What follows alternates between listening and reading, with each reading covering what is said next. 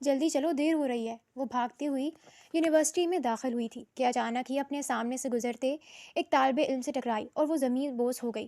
جلدی اٹھ جلدی! اس کے دوست نے اس کی طرف ہاتھ بڑھایا اور اسے کھڑا کیا۔ حور کے چہرے پر پڑتی روشنی نے اس کی معصومیت کو اجاگر کر دیا تھا۔ اس کا چہرہ جو کہ ہلکے گلابی رنگت لیے ہوئے تھا، اس وقت شرمندگی اور تیزی کے احساس سے دمک رہا تھا۔ خوبصورتی کا ایک نور تھا جو اس کے سادگی سے لپٹے ہوئے وجود سے پھوٹ رہا تھا۔ اس نے اپنے لباس پر ایک ہلکا لمبا گاؤن پہن رکھا تھا اور اس کا سر نہایت شائستگی سے ایک خوبصورت حجاب میں لپٹا ہوا تھا۔ یہ سادگی ہی اس کے حسن کی سب سے بڑی پہچان تھی۔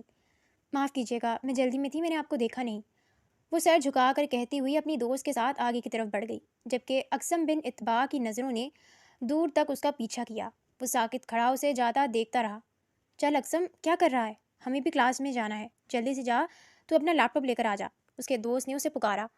وہ اپنے دوست کے ساتھ یونیورسٹی کے باہر کھڑی اپنی گاڑی سے لیپ ٹاپ لینے کے لیے جا رہا تھا۔ اقسم نے اس بات میں سر ہلایا اور یونیورسٹی سے باہر نکلتا چلا گیا۔ تھوڑی دیر بعد لیپ ٹاپ لے کر وہ واپس یونیورسٹی میں آیا اور اپنی کلاس کی طرف بڑھ گیا، لیکن جیسے ہی وہ کلاس میں داخل ہوا تو اس کی نظر سامنے ٹیچر کے پاس کھڑی ہوئی اس لڑکی پر گئی جو سر جھکائے احترام سے پروفیسر کی کچھ بات سن رہی تھی۔ چہرے پر ایک نرم مسکراہٹ تھی۔ اس نے نظر اٹھا کر ایک لمحے کے لیے اقسم کی طرف دیکھا اور پھر واپس نظریں جھکا گئی۔ آپ ٹائم دیکھ رہے ہیں؟ یہ کوئی وقت ہے کلاس میں آنے کا؟ پروفیسر دھاڑے۔ وہ دونوں سر جھکا کر ایکسکیوز کرتے ہوئے اپنی جگہ پر جا کر بیٹھ گئے، جبکہ اقسم کی نظریں ابھی بھی اس معصوم سی گڑیا پر تھیں جو پروفیسر کی بات سن رہی تھی۔ پوری کلاس خاموش تھی اور سب لوگ اپنی اپنی کتابوں میں سر دیے کچھ نہ کچھ پڑھ رہے تھے، لیکن اس کا پورا دھیان سامنے کھڑی اس لڑکی کی طرف تھا۔ اقسم کیا کر رہا ہے؟ سر نے اگر دیکھ لیا نا کہ تیرا دھیان کہیں اور ہے تو فضول میں کلاس لگ جانی ہے، اس کے دوست نے اسے پکارا تو وہ ہوش میں آیا اور اس بات میں سر ہلاتا ہوا اپنی کتاب میں دیکھنے لگا، لیکن ایک چور نظر وہ پھر بھی اس کے چہرے پر ڈالتا رہا۔ تھوڑی دیر بعد حور پروفیسر سے بات کر لینے کے بعد اپنی جگہ پر آ کر بیٹھ گئی اور کتاب میں سر دیے کچھ پڑھنے لگی۔ پروفیسر نے لیکچر دینا شروع کر دیا، جبکہ اقسم بار بار حور کی طرف دیکھ رہا تھا۔ وہ چاہ کر بھی وہ اپنی نظریں اس کے چہرے سے ہٹا نہیں پا رہا تھا۔ کلاس ختم ہونے کے بعد سب لوگ کلاسز سے باہر نکلے تو وہ بھی اپنے دوستوں کے ساتھ باہر آیا اور اس لڑکی کو دیکھنے لگا۔ وہ رکی نہیں تھی، وہ کلاس ختم ہوتے ہی تیزی سے یونیورسٹی سے باہر نکلتی چلی گئی تھی، جبکہ اقسم بھی اپنے دوستوں کے ساتھ یونیورسٹی سے باہر چلا گیا۔ مارچ کا مہینہ تھا۔ استنبول کی فضا میں سردی کی ہلکی سی گدگدی باقی تھی، مگر سورج کی سنہری کرنیں پورے ماحول کو ایک نئی زندگی بخش رہی تھی۔ بوسفورس کے کنارے واقع یونیورسٹی کی فضا میں ایک خاص طرح کا جوش و خروش اور تاریخی جلال محسوس ہوتا تھا۔ یونیورسٹی کا کیمپس کسی جدید درسگاہ سے زیادہ ایک قدیم سلطنت کے محل کا تاثر دیتا تھا۔ مرکزی عمارت، جس کی بیرونی دیواریں پتھر کی تراشی ہوئی تھیں، ایک 1000 سالہ تاریخ کا بوجھ اپنے شانوں پر لیے کھڑی تھی۔ اس کی محرابی کھڑکیوں اور گنبد نما چھتوں میں عثمانی فن تعمیر کی جھلک واضح تھی۔ اس کے بالمقابل جدید فنون اور انجینئرنگ کے شعبے کی شیشے کی بنی عمارتیں کھڑی تھیں، جو ماضی اور حال کے خوبصورت امتزاج کو پیش کرتی تھیں۔ کیمپس کے بیچوں بیچ ایک وسیع سبزہ زار تھا، جہاں چند قدآور چنار اور صنوبر کے درخت تھے، جن کی شاخیں تازہ سبز پتوں سے بھری ہوئی تھیں۔ ان درختوں کے سائے میں سفید سنگ مرمر بنی بینچوں پر دنیا کے مختلف کونوں سے آئے ہوئے طلباء کا ایک ہجوم تھا۔ کچھ طلباء گرم کافی کے پیالوں سے اٹھتے بھاپ کے بیچوں بیچ اپنے لیکچرز کے نوٹس پر بحث کر رہے تھے۔ ان کی زبانیں ترکی، انگریزی اور دیگر بین الاقوامی زبانوں کا خوبصورت گلدستہ پیش کر رہی تھیں۔ لڑکیوں کے ایک گروپ نے زوردار قہقہے لگائے جو فضا میں گونج گئے۔ وہ شاید کسی حال ہی میں دیکھی گئی ترک سیریز یا فیشن پر بات کر رہی تھیں۔ ان کے لباس میں مغربی طرز کے ساتھ مقامی رنگوں اور حجاب کا استعمال نظر آتا تھا، جو ترکی کے ثقافتی تنوع کی عکاسی کر رہا تھا۔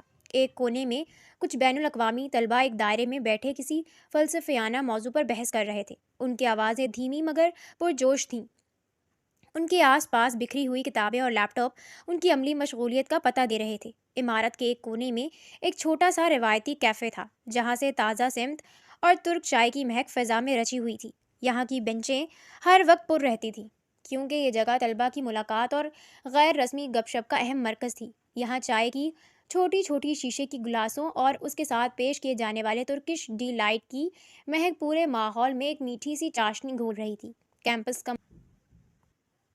علم، تاریخ اور نئی امنگوں سے بھرا ہوا تھا۔ ایسا محسوس ہوتا تھا جیسے ہر ایک پتھر اور ہر ایک پودا آنے والے کل کی ایک کہانی سنا رہا ہو۔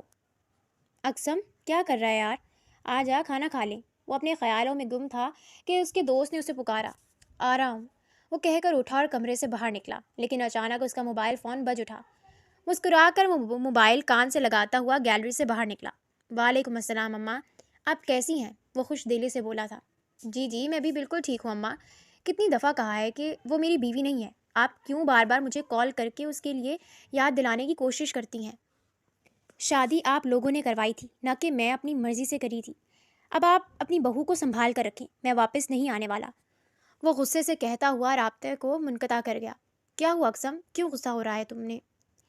ارے کچھ نہیں یار، گھر سے کال آئی تھی، ان کا وہی رونا ہے کہ میں واپس آ جاؤں، لیکن میں واپس نہیں جانا چاہتا، وہ لاپرواہی سے کہتا ہوا کھانے کے لیے بیٹھا۔ کیا ہو گیا ہے یار؟ وہ تیری بیوی ہے، تجھے اب اسے اپنا لینا چاہیے۔ بیوی؟ وہ لڑکی بیوی کہلانے کے لائق ہے جسے انہوں نے میری بیوی بنا دیا ہے؟ وہ غصے سے بولا تھا۔ کیا مطلب ہے تیرا؟ اس کا دوست حیرت سے بولا۔ وہ لڑکی، وہ کہتے کہتے خاموش ہوا تھا۔ کیا وہ؟ کچھ نہیں، پیٹ بھر گیا میرا، وہ غصے سے کہتا وہاں سے نکلتا چلا گیا، جبکہ اس کے دوست نے پیچھے مڑ کر حیرانگی سے کھانے کو دیکھا اور پھر واپس کچن میں چلا گیا۔ رات اپنے دوست کے سو جانے کے بعد وہ گھر پر واپس آیا اور اپنے کمرے میں جا کر لیٹ گیا۔ وہ چھت کو گھورنے لگا۔ آنکھیں بند ہوئیں تو آنکھوں کے سامنے اس لڑکی کا پر نور چہرہ لہرایا تو اس کے چہرے پر ایک مسکراہٹ آ گئی۔ وہ اٹھ کر بیٹھا۔ کون ہے یہ لڑکی؟ اور میرے حواسوں پر یہ سوار کیوں ہو رہی ہے؟ اس سے کئی زیادہ حسین چہرے میں نے دیکھے، لیکن کبھی کسی کے لیے مجھے ایسا محسوس نہیں ہوا جیسے مجھے اس کے لیے محسوس ہو رہا ہے۔ آخر کیا خاص ہے اس لڑکی میں؟ اس نے خود سے سوال کیا اور پھر اپنی کوہنی سر کے نیچے رکھتا ہوا واپس چھت کو گھورنے لگا۔ وہ اس کے چہرے کے نقوش کو ہواؤں میں بنا کر اسے چھونے لگا۔ وہ مسکرایا اور پھر آنکھیں موند لیں۔ اسے تو پتہ ہی نہ چلا کہ کب وہ نیند کی وادیوں میں اتر گیا۔ صبح جیسے ہی وہ کلاس میں داخل ہوا اس کی نظر اس پر گئی تھی۔ وہ اپنے دوست کو آگے جانے کا اشارہ کرتا خود اس کے برابر جا کر بیٹھا۔ حور نے حیرت سے اقسم کو دیکھا۔ یہاں میری دوست بیٹھیں گی، اس لڑکی نے اقسم کی طرف دیکھ کر کہا۔ جگہ تو روز ہر کسی کی چینج ہوتی رہتی ہے، کہ آپ کو میرا یہاں بیٹھنا پریشان کر رہا ہے؟ وہ محبت بھرے لہجے میں بولا تو اس لڑکی نے نفی میں سر ہلایا اور اپنی کتابوں میں دیکھنے لگی۔ میرا نام اقسم بن اتبا ہے، آپ کا نام کیا ہے؟ وہ مسکرایا اور حور نے بھی اقسم کی طرف دیکھا۔ میرا نام حور ہے، اس نے بھی مسکرا کر جواب دیا تھا۔ تھوڑی دیر میں پروفیسر کلاس میں داخل ہوئے اور انہوں نے پڑھانا شروع کیا۔ اقسم کی نظریں بار بار حور کے چہرے پر جا رہی تھی۔ وہ آج اتنے پاس سے بیٹھا حور کو دیکھ رہا تھا تو مسکرایا اور پروفیسر کی طرف متوجہ ہوا۔ آج کا پورا دن اس کا خوشگوار گزرا تھا۔ حور کے ساتھ اس کی کافی اچھی دوستی ہو گئی تھی۔ کیا تمہیں میں گھر تک چھوڑ دوں؟ اقسم نے پوچھا تو حور نے اسے دیکھا۔ نہیں، آپ کو اتنا تکلف کرنے کی ضرورت نہیں ہے، میں اپنی دوست کے ساتھ چلی جاؤں گی۔ وہ کہہ کر اپنی دوست کے ساتھ آگے بڑھی تو وہ بھی مسکراتا ہوا واپس پلٹ گیا۔ اقسم کے پلٹتے ہی حور مسکرائی تھی۔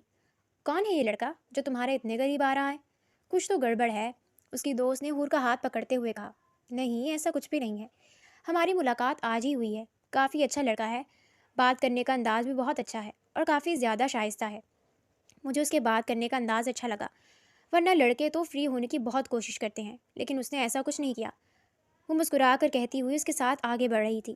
او ہو، پہلے دن یہ اتنی تعریفیں ہو رہی ہیں، اب تو رہنا ہی ساتھ ساتھ ہے، اس کی دوست نے کہا تھا۔ حور بھی مسکرائی تھی اور پھر دونوں ہنسی مسکراتی اپنے ہاسٹل کی طرف روانہ ہو گئیں۔ مجھے ذرا یہ سوال سمجھا دینا، ان کا ایک کلاس میٹ اس کے قریب بیٹھ کر بولا۔ اقسم دور سے آ رہا تھا اور حور کے ساتھ کسی اور کو بیٹھا دیکھ کر اس کے چہرے کے تاثرات بگڑ گئے تھے اور وہ ایک نظر حور پر ڈالتا اسے نظر انداز کر کے اپنے دوست کے پاس چلا گیا۔ اقسم، میری بات سنو، حور نے اسے پکارا، لیکن اقسم نے اسے نظر انداز کر دیا۔ چند دنوں میں ہی ان کی دوستی کافی اچھی اور گہری ہو گئی تھی اور دونوں ایک دوسرے کو اہمیت دینے لگے تھے۔ اقسم نے اس کی بات کو نظر انداز کیا تو حور خاموش ہو گئی اور اپنے ساتھ بیٹھے طالب علم کو سمجھانے لگی۔ اس کو سمجھا لینے کے بعد اس نے اقسم کو تلاش کرنا چاہا۔ اقسم کہاں ہے؟ حور نے اس کے دوست سے پوچھا۔ اس کے دوست نے ایک نظر پوری کلاس پر دوڑائی۔ جی کیفے میں ہوگا، وہ کہہ کر واپس اپنی کتابوں کی طرف متوجہ ہوا، جبکہ حور اسبات میں سر ہلاتی کلاس سے نکلتی چلی گئی اور کیفے کا رخ کیا۔ تم یہاں کیا کر رہے ہو؟ اقسم کو اکیلے کیفے میں بیٹھے دیکھ کر حور نے پوچھا۔ کچھ نہیں، وہ کہہ کر کافی کے مگ کے اوپر انگلی چلانے لگا تھا۔ کیا ہوا ہے؟ میں نے تمہیں آواز لگائی تھی، تم نے میری بات کو نظر انداز کر دیا۔ وہ اس کے پاس بیٹھتی ہوئی بولی۔ ہاں، تم مصروف تھی، اسی وجہ سے میں وہاں سے چلا گیا تھا۔ مصروف نہیں تھی، وہ صرف میرے پاس آیا تھا کہ اسے کچھ سمجھنا تھا، اسی وجہ سے۔ ہاں، تبھی تو اس کے اتنے قریب بیٹھی تھی، وہ غصے سے بولا۔ ایسا کچھ بھی نہیں ہے اقسم، وہ صرف ہمارا کلاس فیلو ہے اور ایک سی آر ہونے کے ناطے مجھے سب کچھ سمجھانا پڑتا ہے۔ ہاں تو کس نے منع کیا ہے؟ تم سمجھاؤ نا، سی آر ہو تو اس کا کیا مطلب؟ تم تو کوئی بھی تم سے آ کر چپکتا رہے گا۔ کیا تم جیلس ہو رہے ہو؟ حور نے حیرت سے پوچھا تھا۔ نہیں، میں جلن کیوں کروں گا؟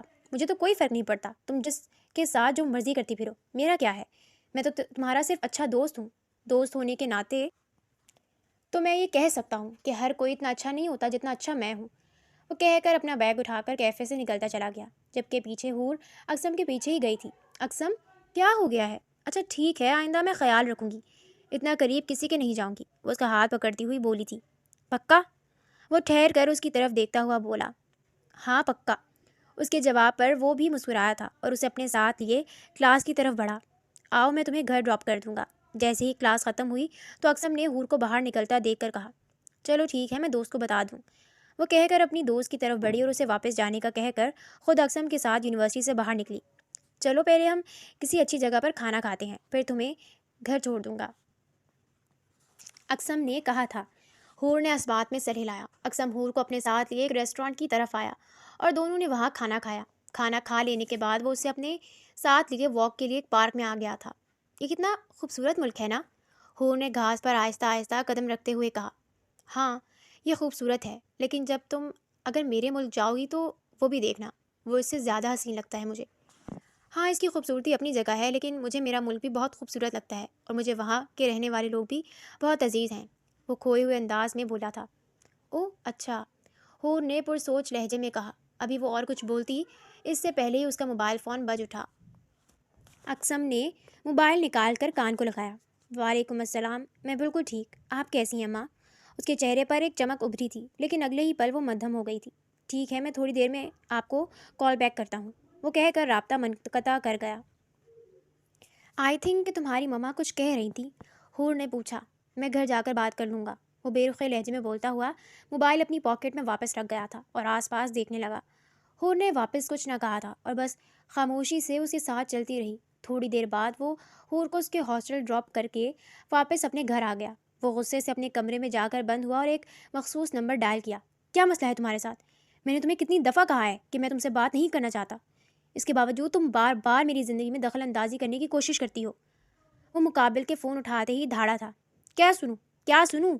مجھے تمہاری کوئی بات نہیں سننی ہے۔ میں جب وہاں آیا تو یاد رکھو تمہارا اس گھر میں آخری دن ہوگا، وہ غصے سے کہتا واپس رابطہ منقطع کر گیا تھا اور بیڈ پر بیٹھ کر اپنے بالوں میں ہاتھ پھیرا۔ حور کا چہرہ اس کی آنکھوں کے سامنے لہرایا تھا اور وہ بیڈ پر ڈھہ گیا۔ اس نے نہ چاہتے ہوئے بھی آج حور سے سخت لہجے میں بات کی تھی۔ اس نے نفی میں سر ہلایا اور اٹھ کر واش روم میں بند ہوا تھا۔ رات کا کھانا کھائے بغیر ہی وہ سو گیا تھا۔ کیا ہوا ہے حور؟ تم بہت کھوئی کھوئی ہو۔ کچھ نہیں ہوا، وہ کہہ کر ایک سر داغ بھرتی ہوئی صوفے پر بیٹھی تھی۔ کچھ تو ہوا ہے، جب سے تم آئی ہو وہ کھوئی کھوئی سی ہو۔ کیا تمہیں اقسم نے کچھ کہا ہے؟ اس کی دوست اس کے پاس بیٹھتے ہوئے اس نے پوچھا۔ نہیں یار، میں نے اکثر نوٹ کیا ہے جب وہ اپنے گھر والوں سے بات کرتا ہے تو اس کا لہجہ سخت ہو جاتا ہے۔ میں تو اتنا بھی حق نہیں رکھتی کہ میں اسی سے پوچھ لوں، وہ اپنے لب کاٹتے ہوئے بولی۔ کیا تم حق نہیں رکھتی؟ یار کیا تم نے دیکھا نہیں، وہ ہمیشہ تمہیں اپنی زندگی میں اہمیت دیتا ہے، تمہاری ہر بات مانتا ہے، اس کی دوست نے حیرت سے پوچھا۔ ہاں کیونکہ وہ میرا اچھا دوست ہے، بلکہ یہ کہہ لو کہ میرا بیسٹ فرینڈ ہے، بس اسی وجہ سے، اس نے لاپرواہی سے کندھے اچکا کر کہا۔ اچھا تو ٹھیک ہے، پھر میں تو اقسم کو بہت زیادہ پسند کرتی ہوں، اگر ایسا لڑکا میری زندگی میں آ جائے نا تو میری تو زندگی سیٹ ہے، وہ کہہ کر اٹھی۔ کیا مطلب ہے تمہارا؟ وہ میرا دوست ہے، وہ تمہاری زندگی میں کیوں آئے گا؟ حور غصے سے بولی تھی۔ اس کی دوست نے اسے آنکھیں سکیڑ کر دیکھا تھا۔ اچھا تو تمہیں نہیں لگتا کیا وقت آ گیا ہے کہ تم اسے اپنی فیلنگز کے بارے میں بتا دو؟ پوری کلاس جانتی ہے کہ تم دونوں ایک دوسرے کے لیے فیلنگز رکھتے ہو، اس کے باوجود تم دونوں جانے کیوں ایک دوسرے کو نہیں بتاتے، اس کی دوست نے کہا تھا۔ حور نے حیرت سے اسے دیکھا تھا۔ نہیں ایسا کچھ بھی نہیں ہے، وہ صرف میرا اچھا دوست ہے۔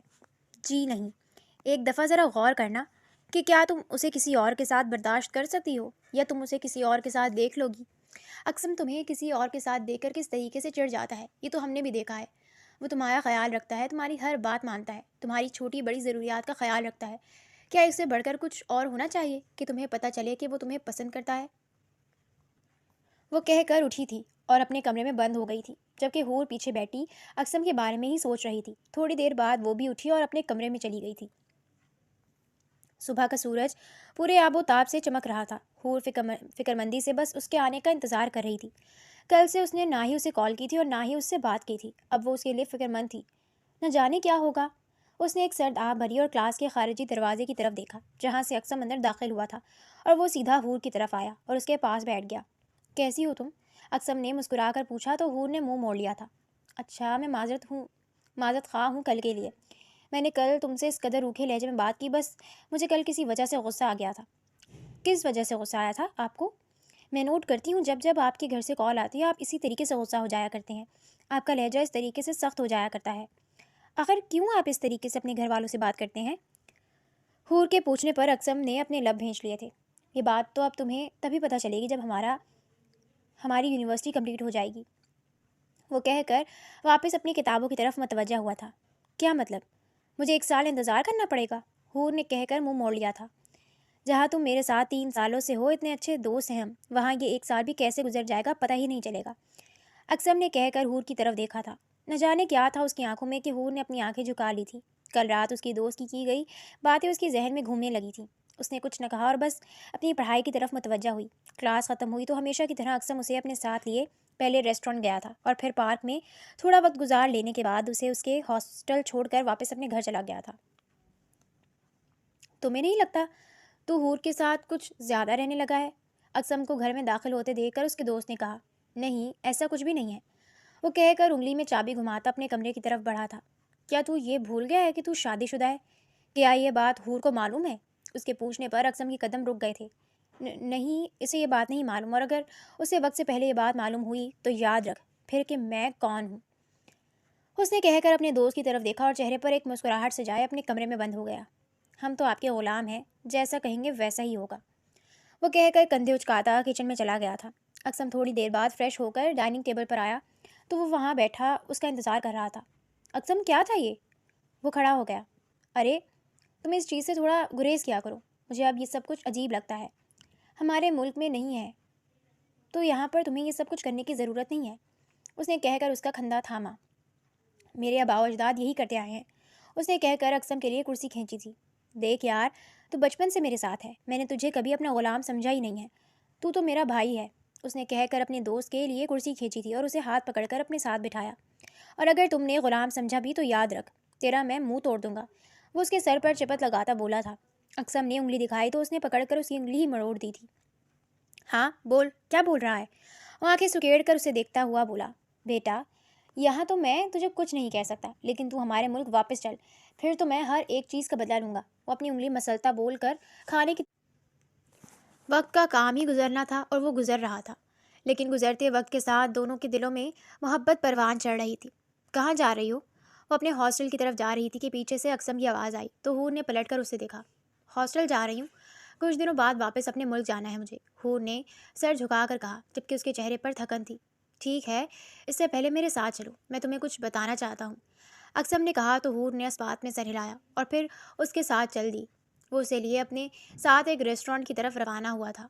وہ جس ریسٹورینٹ میں روز جاتے تھے وہ اسے وہاں نہیں لے کر گیا تھا، آج وہ اسے روز سے مختلف ریسٹورینٹ میں لے کر گیا تھا۔ یہ کہاں لے کر آئے ہو مجھے؟ حور نے حیرت سے پوچھا۔ تم چلو تو صحیح، میں تمہیں بتاتا ہوں، اکسم نے آگے بڑھ کر دروازہ کھولتے ہوئے کہا، جبکہ اس کے دوست نے آگے بڑھ کر کچھ کہنا چاہا تو اکسم نے اسے گھور کر دیکھا، وہ وہیں سر جھکا کر پیچھے ہو گیا۔ اکسم نے آگے بڑھ کر حور کے لیے ریسٹورینٹ کا دروازہ کھولا جبکہ اس کا دوست بس اپنا سر پکڑ کر رہ گیا تھا۔ حور جیسے ہی ریسٹورینٹ میں داخل ہوئی وہ اسے ایک ٹیبل پر بٹھا کر خود ریسٹورینٹ کے اندرونی ایریا میں داخل ہوا کہ اچانک اس کا دوست وہاں پر آیا اور اس کے سامنے ایک تصویر رکھ دی۔ کچھ بھی کرنے سے پہلے یا کچھ بھی کہنے سے پہلے سوچ لینا کہ یہ شادی شدہ ہے، اس نے کہہ کر تصویر حور کو دکھائی۔ حور نے حیرت سے اس کے دوست کو دیکھا اور پھر موبائل اٹھا کر اس تصویر کو دیکھنے لگی۔ تصویر میں اکسم کسی دوسری عورت کے ساتھ کھڑا تھا۔ حور کی آنکھوں میں آنسو بھر گئے تھے اور اس نے وہ موبائل واپس اس کے دوست کو دے کر اس طرف دیکھا جس طرف ابھی ابھی اکسم گیا تھا۔ وہ غصے سے اٹھی اور ریسٹورینٹ سے نکلتی چلی گئی، جبکہ اس کا دوست بھی ریسٹورینٹ سے نکل کر واپس اپنی جگہ پر جا کر بیٹھ گیا تھا۔ اس کے چہرے پر ایک پرسکون مسکراہٹ تھی۔ رائٹ، حور کہاں گئی؟ اکسم نے حیرت سے پوچھا۔ پتہ نہیں، کیوں؟ وہ اٹھی اور چلی گئی۔ میں نے اسے روکنے کی کوشش کی لیکن اس نے کہا کہ اسے کچھ ضروری کام ہے۔ رائد اپنے چہرے پر مصنوعی حیرت سے جائے بولا تھا۔ اقسم نے ایک نظر اس کے چہرے پر ڈالی اور پھر حور کے پیچھے ہی لپکا۔ ہمیں بحرین واپس لوٹنا ہے۔ سرکار کا حکم ہے کہ شاہی دعوت سے پہلے آپ واپس بحرین لوٹ آئیں۔ اقسم کو آگے بڑھتے دیکھ کر نام نے اس کا ہاتھ پکڑ کر کہا، اوہ اچھا، مطلب تم نے اسے سچ بتا دیا؟ اقسم نے اپنا ہاتھ جھٹک کر کہا، بتانا پڑا کیونکہ آپ جو کرنے جا رہے تھے وہ ناقابل قبول تھا۔ آپ ایک ساتھ دو زندگیوں کو خراب کرنے جا رہے تھے۔ تم تم مجھے بتاؤ گی کہ میں کیا خراب کر رہا تھا اور کیا غلط؟ وہ اس کا گریبان پکڑ کر بولا تھا، ہمیں بحرین لوٹنا ہے، چلیں۔ وہ سر جھکا کر بولا تو اقسم اسے چھوڑ کر بڑھا تھا لیکن فوراً ہی رائد نے اسے پکڑ لیا۔ اب آپ کہیں نہیں جا سکتے، اب آپ سیدھا بحرین کے لیے سفر کریں گے۔ اس نے کہہ کر گارڈز کی طرف دیکھا تو گارڈز اس کی طرف آئے اور اقسم کو پکڑ کر گاڑی کی طرف روانہ ہوئے، جبکہ اقسم چیخ رہا تھا لیکن اس کی کسی نے نہ سنی اور پھر بحرین جانے کے لیے نجی طیارے کی طرف روانہ ہوئے تھے۔ گارڈز نے آرام سے اسے لا کر جہاز میں بٹھایا تھا اور پھر خود باہر نکل کر اس کے کمرے کا دروازہ بند کر دیا۔ تم میرے ساتھ زبردستی نہیں کر سکتے، میں تمہاری جان لے لوں گا۔ وہ غصے سے دھاڑا تھا، اگر مجھے ابھی جانے دو تو یاد رکھو وہاں جا کر تمہیں بخش دوں گا، نہیں تو تمہارا سر قلم میں اپنے ہاتھوں سے کرنے والا ہوں۔ وہ دھمکیاں دے رہا تھا لیکن اس کی دھمکیوں کا ان پر کوئی بھی اثر نہیں ہو رہا تھا۔ وہ اسے نظر انداز کرتے اپنی اپنی جگہوں پر جا کر بیٹھ گئے تھے۔ اچانک ہی اقسم کی آواز آنی بند ہو گئی تھی۔ رائد نے اٹھ کر کمرے میں دیکھا تو وہ بیڈ پر لیٹا موبائل اسکرول کر رہا تھا۔ اس نے غصے سے منہ موڑا تو رائد نے دروازہ واپس بند کیا تھا اور جا کر واپس اپنی جگہ پر بیٹھ گیا، لیکن اسے حیرت ہوئی تھی کہ اقسم اتنی جلدی خاموش کیسے ہو گیا ہے۔ 1 گھنٹے کے طویل انتظار کے بعد آخر کار جہاز بحرین کی طرف روانہ ہوا تھا۔ طویل انتظار کے بعد 3 گھنٹے بعد فضائی سفر کے بعد اقسم کا نجی جیٹ بحرین کی سرسبز و شاداب سرزمین پر اترا۔ جہاز کے شیشے سے ہی منامہ شہر کی خوبصورت بلندیوں پر موجود جدید ترین عمارتیں اور گہرے نیلے پانیوں میں پھیلا ہوا ساحل نظر آ رہا تھا۔ جیسے ہی جہاز رکا، باہر کا منظر ایک شاہی تقریب کی عکاسی کر رہا تھا۔ ایئرپورٹ پر مخصوص شاہی پروٹوکول کے ساتھ استقبال کی تیاریاں تھیں۔ باہر سرخ قالین بچھا ہوا تھا اور سرکاری لباس میں ملبوس کئی افراد اقسم کے استقبال کے لیے موجود تھے۔ شام کا وقت تھا اور پورے شہر میں نیلے رنگ کی شاہی روشنیاں بکھری ہوئی تھیں۔ بحرین کا شاہی پرچم ہوا میں لہرا رہا تھا۔ جیسے ہی اقسم باہر نکلا، اس کے چہرے پر اگرچہ غصہ تھا لیکن شاہی روب اور جلال بھی صاف جھلک رہا تھا۔ اس نے فوراً رائد اور باقی گارڈز کی طرف دیکھا جو اسے زبردستی لائے تھے۔ تم سب یہاں سے سیدھے کال کوٹری جاؤ گے، اس کی آواز میں غیر متزلزل شاہی حکم تھا۔ میں تمہیں بعد میں دیکھتا ہوں کہ تم نے ایک ولی عہد کے ساتھ یہ سلوک کیوں کیا۔ رائد کا چہرہ فک ہو گیا۔ وہ کچھ کہنا چاہتا تھا مگر اقسم نے ہاتھ کے اشارے سے چپ رہنے کا کہہ دیا۔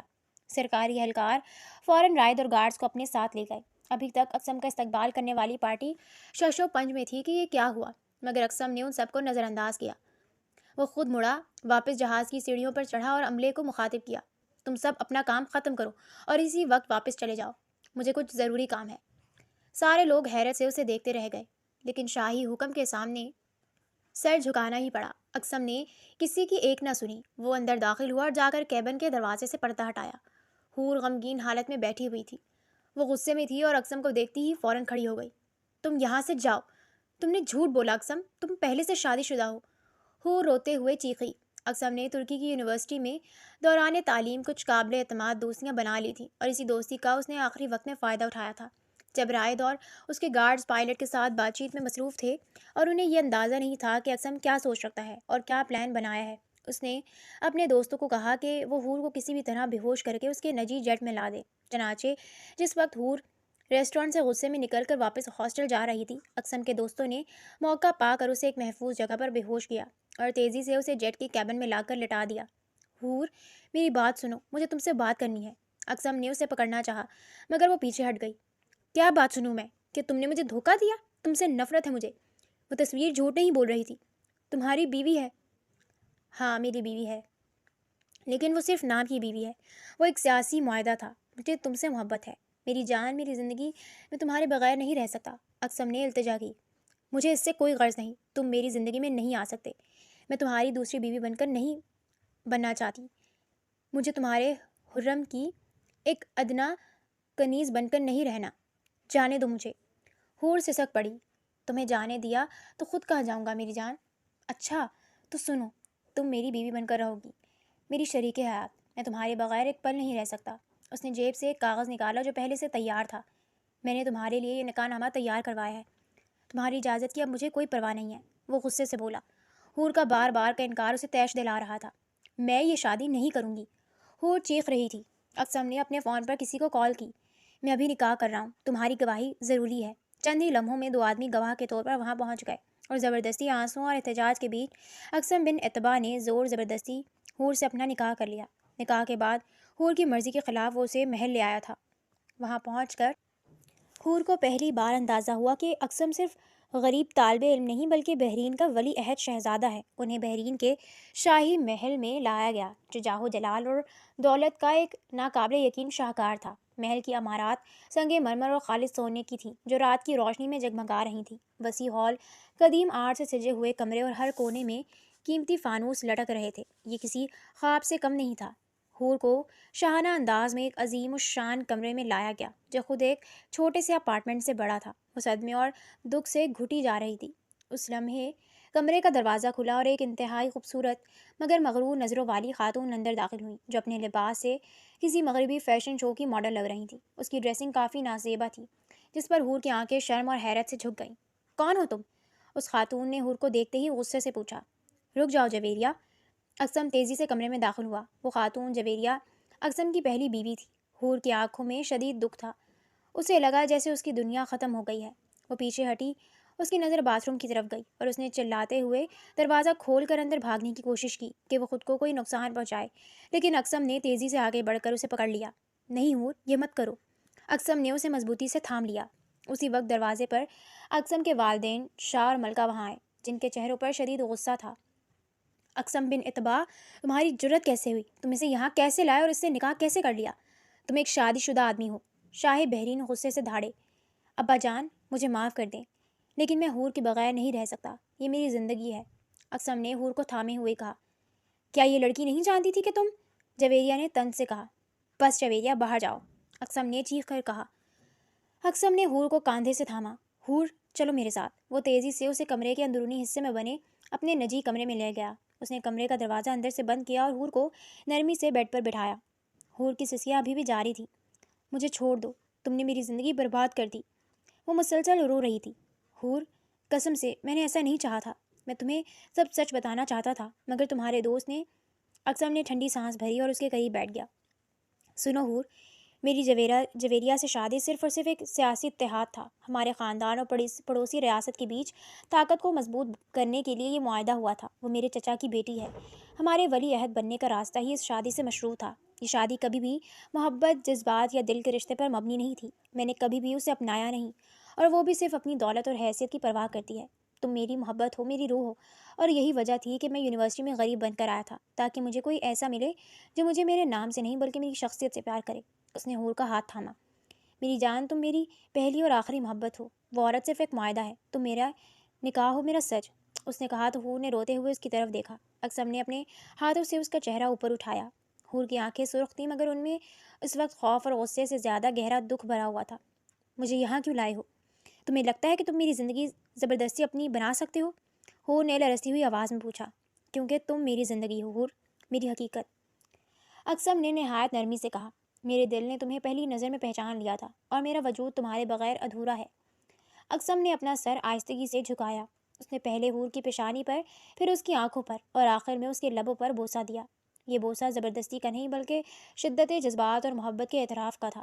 حور نے پہلے مزاحمت کی لیکن اس کے وجود کی تھکن اور اقسم کی دیوانگی نے اس کی قوت مدافعت کو توڑ دیا. اقسم کا سانس تیز ہو گیا تھا. حور نے اپنی آنکھیں بند کر لیں. اس کی گردن پر اقسم کے لمس سے ایک سنسنی دوڑ گئی اور وہ پہلی بار محسوس کر رہی تھی کہ اس کا جسم بھی اسے روکنے کے بجائے اس کے جذبات کا ساتھ دے رہا ہے. دلوں کی دھڑکنیں اتنی تیز ہو گئی تھیں کہ ان کی آوازیں پورے کمرے میں گونج رہی تھیں. اقسم نے اپنا سر اٹھایا. اس کی آنکھوں میں حور کے لیے صرف بے پناہ محبت تھی جو اس کی آنکھوں کی نمی سے جھلک رہی تھی. مجھے معلوم ہے تم مجھ سے محبت کرتی ہو. تم نفرت کا پردہ ڈال رہی ہو مگر تمہاری آنکھیں جھوٹ نہیں بول سکتی. اقسم نے مدھم سرگوشی کی. تمہیں کوئی حق نہیں ہے کہ تم میرے جذبات کا اندازہ لگاؤ. حور کی آواز کانپ رہی تھی. حق ہے کیونکہ میں تمہارا شوہر ہوں. اقسم نے آہستگی سے کہا. اور اب تم میری ہو، ہمیشہ کے لیے میری. وہ آہستہ سے اسے اپنی باہوں میں اٹھا کر بستر تک لے گیا. ہر قدم پر دونوں کے جذبات کا گراف بلند ہو رہا تھا. ایک ایسا لمحہ تھا جہاں نفرت اور محبت کی کشمکش انتہا کو پہنچ چکی تھی. جب اقسم اور حور اپنے کمرے میں جذبات کی کشمکش میں تھے تو باہر محل میں سیاسی طوفان برپا تھا۔ جویریہ نے راتوں رات اپنا سامان باندھا اور اپنے باپ کے پاس واپس جانے کا فیصلہ کر لیا۔ وہ اقسم کے ہاتھوں اپنی توہین اور حور کے جبری نکاح کو اپنے خاندان کی توہین سمجھ رہی تھی۔ میں اس نام نہاد والی عہد کے ساتھ نہیں رہ سکتی جس کی محبت گلیوں میں گھوم رہی ہے، جویریہ نے جاتے ہوئے اقسم کے والدین کے سامنے نفرت سے کہا، اور اگلے ہی لمحے اپنے نجی عملے کے ساتھ محل سے چلی گئی۔ جویریہ کے اس اقدام سے بحرین اور پڑوسی ریاست کے درمیان سیاسی تعلقات فوری طور پر خراب ہونے لگے۔ شاہی خاندان پر شدید دباؤ تھا کہ وہ یہ نکاح فوراً ختم کر کے جویریہ کو واپس لائے تاکہ اتحاد قائم رہے۔ اگلی صبح اقسم نے حور کو بستر پر چھوڑا اور سیدھا شاہی دربار پہنچا۔ ابا جان، آپ فکر نہ کریں۔ اقسم نے باپ کو پراعتماد انداز میں دیکھا۔ یہ سیاسی اتحاد میرے ذاتی تعلقات کی بنیاد پر نہیں تھا۔ میں ان کا غصہ جانتا ہوں اور میں یہ بھی جانتا ہوں کہ انہیں اپنے سیاسی مفادات کے لیے ہم سے جڑے رہنا ضروری ہے۔ اس نے اگلے چند گھنٹوں میں فون کالز اور خفیہ سفارتی پیغامات کے ذریعے صورتحال کو سنبھال لیا۔ اس نے دشمن ریاست کے مفادات کو اس قدر مضبوطی سے جکڑ دیا کہ جویریہ کے والد کو ہتھیار ڈالنا پڑا۔ شہزادے نے صاف پیغام دیا کہ حور اب ان کی قانونی بیوی ہے اور جویریہ کا انخلا ان کا ذاتی فیصلہ تھا۔ وہ اتحاد قائم رکھنے کے لیے تیار تھے، لیکن اب شادی کا رشتہ صرف کاغذی رہے گا۔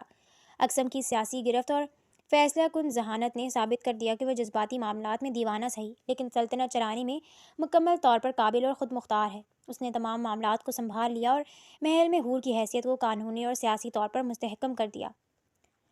تم یہاں کیا کر رہی ہو لڑکی؟ حور کو کمرے سے باہر ٹہلتے دیکھ کر ملکہ نے کہا۔ میں کمرے میں گھٹن ہو رہی تھی، اسی وجہ سے باہر ٹہل رہی تھی۔ حور نے سر جھکا کر احترام سے جواب دیا۔ ملکہ نے اسے سر تا پاؤں دیکھا۔